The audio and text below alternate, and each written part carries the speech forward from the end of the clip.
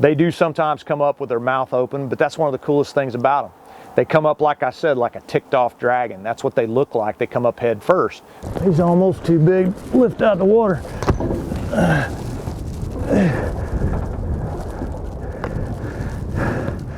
That's a good one. Look at that.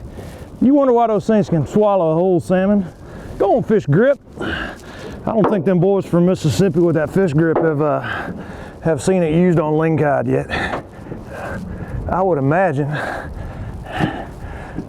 that's probably the first one of a Ling Cod's jaws that you've seen with a fish grip.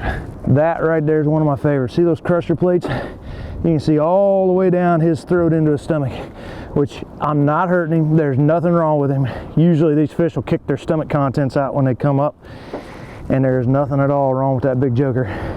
There's a lot less wrong with him than there would be if it was Ling Cod season, because I would have to make you into a beer battered fish stick. Going back where you came from, buddy. Sometimes they get like a greenish blue tint in their mouth and their head. I don't know why. I've heard it's what they eat, and a lot of times if you were to clean this one, he'll have blue meat, greenish blue meat. Nothing wrong with them, just the color that they get. Pretty cool looking.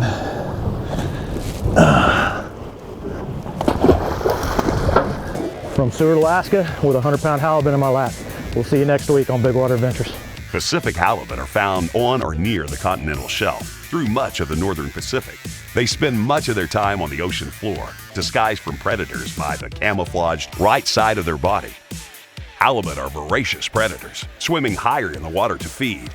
Male halibut rarely grow 3 feet, but female halibut can grow longer than 8 feet and more than 500 pounds. The stuff hadn't come in yet, hadn't started coming in yet, and it should have already, so let's just stay. And boy, did it pay off. I mean, because I thought the show was over. I legitimately did.